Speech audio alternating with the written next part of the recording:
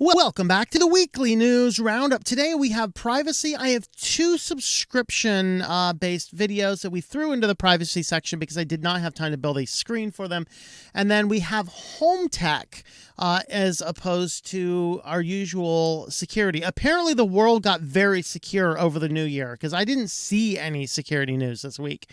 But CES happened and there's a whole lot of home tech stuff that's the latest abomination spawned forth to collect our data and opposed to make our lives better while probably actually making it worse. But that is another story. Let's go ahead and talk about the news articles. First up on privacy, a fugitive evaded cops for 2 decades. He was spotted by Google Street View. Which begs some questions because last time I knew, I mean, maybe I'm wrong, but I thought that Google actually edited the people out of the street views. So this would mean that maybe the FBI had a list of self-wanted people and Google AI detected it. I don't know exactly how this worked. They didn't specify. They just said he was spotted on Google Street View. I didn't think people were on Google Street View, but you guys who use Google Street View, let me know in the comments down below because I don't really use a lot of Google stuff anyway. But it does beg a question. If indeed the public doesn't view the people on there, somebody had to view the people on there. And is the data that these cars are roaming around being fed into police databases?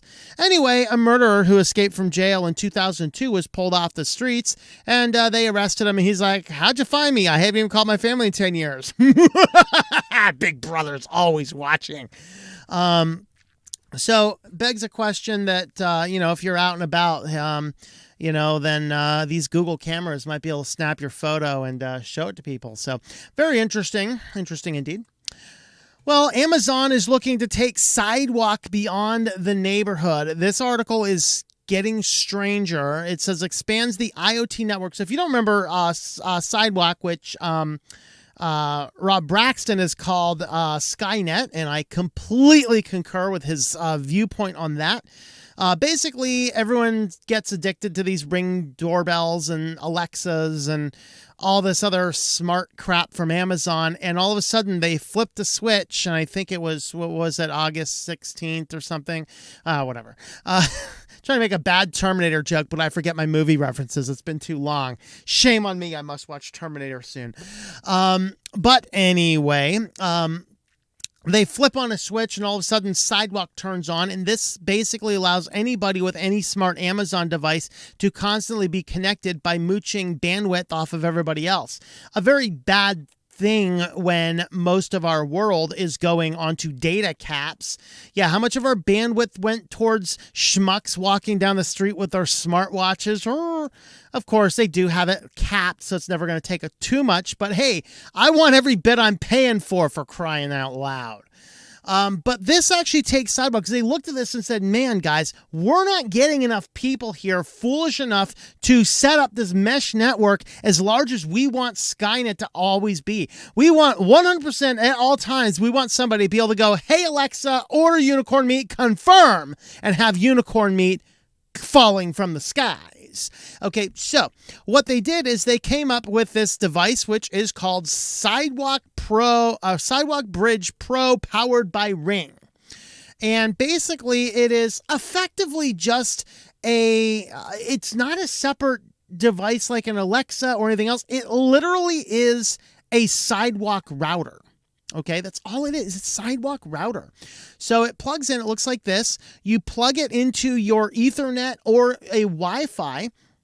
And when you plug it into Ethernet or Wi-Fi, then what's going to happen here is it's going to simply create the mesh network out wherever it happens to be. And so with this, it's like, oh, well, that's quite exciting. And so what's going to happen here is someone can go in and wherever you happen to have a wireless network, you can plug one of these guys in and attach the bandwidth onto any Amazon network devices that are floating around, which means state parks, national parks, anywhere else where they happen to have something like a wireless network floating around somewhere, you could actually feasibly see people hooking these things up. And so basically it expands the Sidewalk network even in the middle of the woods. This is most terrifying for me. I don't need to be walking next to a cactus in the desert and go, hey, cactus, I need unicorn meat, confirm, okay?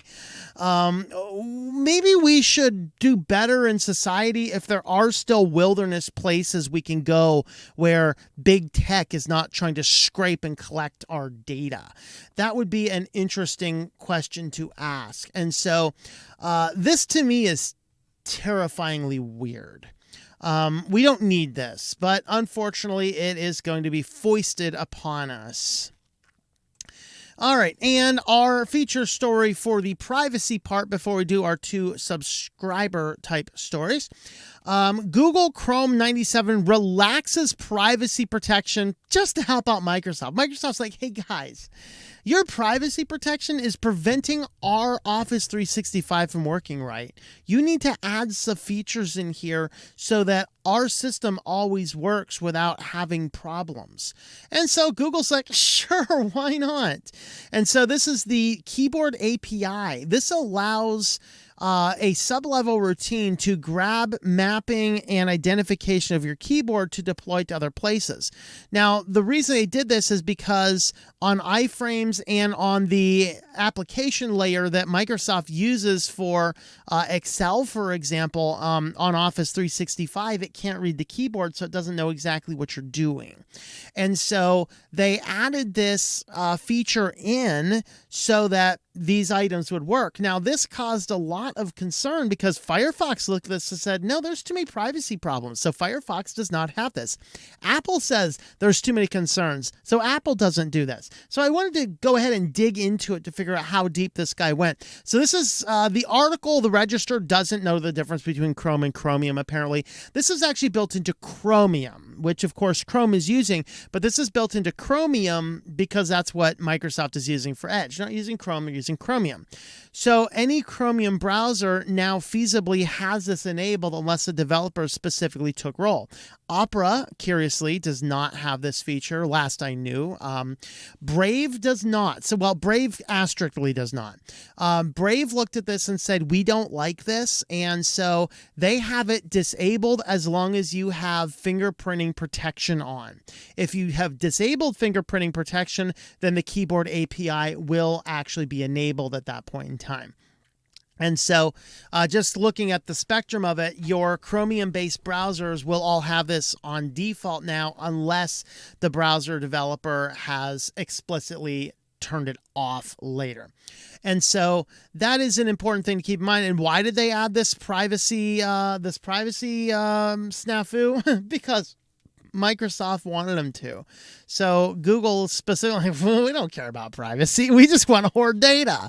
And that's what they're going to do. All right. So 2 subscriber-based stories. First, Taco Bell has a new subscription service. And maybe we can call it the through and through. Maybe the explosive room subscription service. I don't know.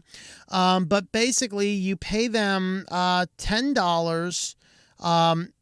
Which if you pay them like $10, you can go in and you can either get a Crunchy Taco Supreme, a Soft Taco Supreme, Spicy Potato Soft Taco, Dorito Locos Taco, which are gross. I don't know if you've ever had those things. Blech. It's like eating a taco off a stale Dorito after a party 3 days later. Dorito Locos Taco Supremos. And of course, The Verge, as we know, The Verge is like my absolute favorite place for news. Such a crazy, lunatic, liberal, left-wing, communist lunatics. This is literally, they have a whole parenthetical which simply says this.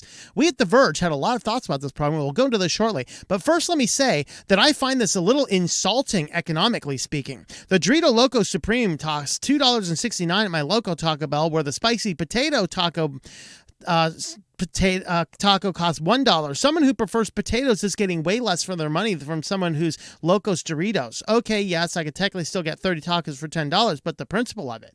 Okay, when you're even like the equality of the person who likes the potatoes versus the Loco burritos. If that even came up in your thought process in this, I'm sorry, you're a lunatic. Excuse me, Kami, you are going to be plucking spuds from the field. I'm telling you. And why did I go off on that stupid rant? Because they took the time to put it in the article as a parenthesis, talking about, hey, you can get a taco of your choice for one taco a day for 30 days straight for $10 subscription service at Taco Bell. Now, they were very clear, and then, of course, they have their entire back and forth screenplay about their discussion board, which tells you The Verge needs better things to do with their time. But nevertheless, Taco Bell did say, hey, this isn't a subscription service. It's a one-time package that you buy that you can just keep rebuying every month. Okay. Whatever. And yeah, there were some discussions about, is this about weight? This is about weight gain. The other guy says, oh, no, it's not about weight gain because these things go right through you. First and foremost, does anybody out there eat Taco Bell every day? I mean, is this your best Jared imitation? Please don't imitate other aspects of his life. I'm going to eat Subway every single day and lose weight. I'm going to eat a taco every single day. It's going to clean me out. This is a brand new service. It's a subscription service for the dietary cleanse. You eat your daily taco, everything in there's going out. And so, yeah, it's okay. Now, would you rather, do we need to set up a poll for this in the live chat for you guys watching live? What would you rather have? I'm going to go ahead and do it. Rather have Walmart is the other one or Taco Bell subscription. That's right. We're going to be getting to that. Let's go ahead and do that. And Taco Bell. All right. So we have a poll there, so you guys can answer the poll if you're watching live, and you guys can tell me, would you go for the Taco Bell or would you guys go for the Walmart? So the Walmart one, this is a expansion of the in-home delivery. So apparently this horribly bad idea where you pay Walmart to have a Walmart employee come to your house, open up your door in your absence, enter your house, and put the groceries away in your refrigerator. They thought this was a grand enough idea. They're opening up to more cities now. So for the low price of $19.95 per month or $100 per year, which includes fees and tips, it's not a bad deal so long as you're all right with letting strangers in your home unattended. I mean, it's not just strangers.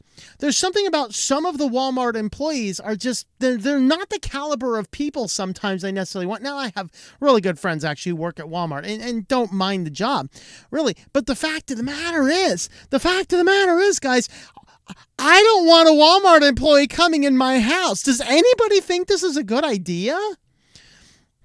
And so trial in 2017, officially launched 2019. The program takes grocery delivery a step further than most.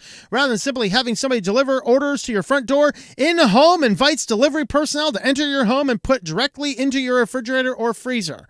As some people in the comments have said to this article, yeah, sure, they might have cameras. They can have body cameras. You can watch the whole delivery from your smartphone, blah, blah, blah, blah, blah. Because everything's all tied to the app, so they can collect your. So even the Taco Bell, I didn't mention the Taco Bell one. The Taco Bell, you have to do it through the app. You don't get like a punch card. You do it through the app. So, of course, people are saying in the comments, oh, yeah, sure, they're doing their job exactly, but they're leaving notes for their buddy to case the place later on. So I wonder if there's a shocking rise in burglaries of homes that have subscribed to the in-home service. So, yeah, that's what we have to say about that. And before we get on to our affiliate for the day, as of right now, Taco Bell is winning. 56% would say the Taco Bell subscription, 44% saying Walmart. So some guy comes down, they engage in thuggery that is no longer a crime in New York City to your head and say, you have to choose one of them, Walmart or Taco Bell. Right now, the audience poll says Taco Bell. But let me know in the comments, if you're not catching this live, which one you would rather do. Well, with that, we do have affiliates. You can help support the channel using those. Today, we are highlighting Linode, tlm.li/Linode. If you need any type of cloud-based services, whether it's hosting things, hosting your own control panel for websites, ISP config, and or cPanel. I actually personally have both on my Linode. And VPNs and Jitsi servers, Nextcloud servers, all sorts of fun stuff. And then boatloads more stuff out there. Have a look over there at Linode, tlm.li/Linode. You'll get $100 in credit, which is good for 60 days of spinning up as many Linodes as you'd like. With that, guys, let's head on over to home tech news. So first up in smart tech, we have a smart door that is smarter than you. Well, not really. Basically, it's just a modularized door. It comes in one unit, which makes it a little bit more secure. Unfortunately, that means it needs to be installed by an electrician because of all the wiring and stuff that needs put into it. But it's also modular, so they're actually ahead of the right to repair type stuff. If maybe not on the component level, but at least if the camera stops working, you can swap it out for another model. So I'll give that marks enough for right to repair. But then the idea here is that it integrates smart lights, so the porch lights in the picture, the light above the door and on the other elements so you can see everything about the door. It has a smart doorbell. It has a smart lock on it. Of course, the picture, I think, from The Verge is like this kid coming up with a cell phone smiling. Yay, I get to use my cell phone to get in there. Yeah, until the bully beats you up at school and breaks your phone or steals it from you. And then you can't get out and you're stuck in your minus 25 weather while your parents are like, if I just had a key, you know. But anyway, it integrates all these different smart technologies all in one. It's got the, hey, Alexa, order me unicorn meat confirmed doorbell. It has the Yale smart lock, a Yale Ashore smart lock. Masonite door, I think is the company making it. I just don't like the name of a Ring peephole cam. You know, peephole was never a good thing. That was just somebody put a hole in there, nobody could see. You look at it and go, I can see the girls changing. For video surveillance. That's trust me, you're not the one benefiting from that video surveillance, but the big tech knows every time you come and go. Snitch on you when you break quarantine to go outside to walk your dog. Talking to you Ontarians. I know they repealed that part, but there's a Google Nest door elements. Basically, it's just a giant smart door that tracks and logs anything and everything through multiple different sensors and cases so it can gather the maximum amount of data about you, because this is 2022. Nobody's coming to your house anymore. This is not about protecting your house. This is about monitoring you. All right, next we have hands-off Moen's new smart faucet doesn't even need a handle. Okay, I looked at this and said, this is the stupidest thing. Am I the only one who goes into any modern restroom which has one of the motion sensor sinks and has to dance a jig in front of the thing to get the thing off? Does anybody else out there put your hands under there and it turns on? I gotta do this. Finally, I give it the sign language for F you or something, and then it turns on me. And it's just what is going on? But now we want to put these things in our houses too. No! If you're too lazy to turn a handle, you need medical care in your head. Y'all need a checkup from the neck up if you need one of these faucets that's going to turn on. Now, and this though goes, this thing here, it goes way beyond just putting your hands under it turns on. Oh, no. We're all now used to phone gestures. You gesture this thing. You do this to get hot water. And you, too hot. You got to do this for cold water. Oh, turn it up more. Oh, turn it down more. Oh, I'm sorry. No. I'm perfectly capable of turning one of two knobs and figure out which one's hot and which one's cold. We're becoming this perpetual society of stupid morons. We're going to get to the point where nobody's going to understand the convention of the hot is on this side and the cold is on this side. Okay? They're I don't know. how do we service this thing? Of course, it will be completely unserviceable, so your plumber will have to be qualified, a Moen qualified, certified technician coming in with a device to reset the DRM in your faucet. It only is going to cost you about $7,000. Kind of like replacing the batteries in these electric cars. Complete ripoff, but oh yeah, we got this thing here. And you have the whole smart home collection. Oh, look at this. We got the smart plugs and the smart... What is this thing? I have no idea what that is. Maybe it looks like a water chuck. I don't know. But anyway, we have a new smart faucet that doesn't even need a handle. It accepts gestures to turn up and down certain waters. Well, Sleep Number wants you to buy this. This is the last bed you're ever going to buy because it grows old with you. It learns about you as you grow old. It monitors everything about you. It alerts you when your sleep is not going well. It keeps you warm. It keeps you cool. It will lower down when it detects you're getting old. It will send you notifications when it detects arrhythms. Of course, everything goes through the company servers. So they'll be collecting all of this health sleep data to sell to the highest bidder, which is going to be like a health insurance company. I've said that before about smartwatches and Fitbits, and Google bought them with their health insurance company line. Yeah, maybe I call that one. This is the Climate 365 mattress. Oh, and it can even warm up your feet to help you drift off. You can accomplish that with a blanket, my friends. They basically want this to be the last one. It's going to grow with you as you grow old. It's going to realize when you need more sleep, less sleep. If it detects your snoring, it's going to raise it up, so you're going to stop. All this kind of fun stuff. So yeah, this is terrifying stuff. Very, very terrifying. But I think that the worst one here is a light bulb that can track your sleep and monitor your heart rate from afar with radar. Yeah. Uh-huh. Yeah. I wonder when they're going to start putting these in prisons to monitor if the criminals are sleeping well at night. Is some ex going to sneak in your house and put it up there so they can detect when you're sleeping? This light bulb here, it actually is equipped with radar and a few other sensors. The new bulb looks like a traditional light bulb, but under the hood, it houses a compact radar technology that's designed to measure several vital signs of anyone within range. No! I don't consent! Including sleep quality stats, your heart rate, your body temperature. Once the bulb spots any of these vital signs going out of a healthy range, it can update its light's colors to instantly notify the patient or people around them. The light bulb went red. One of us is having a heart attack. Which one? I don't know. There's a room of 5 of us. We have reached decadence, people. Get ready for the collapse of society. We have light bulbs that can detect our vital signs and, of course, report them to the company servers.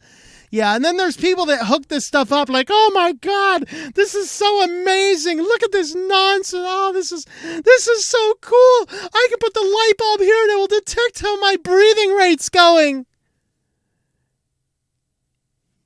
You could do that like this.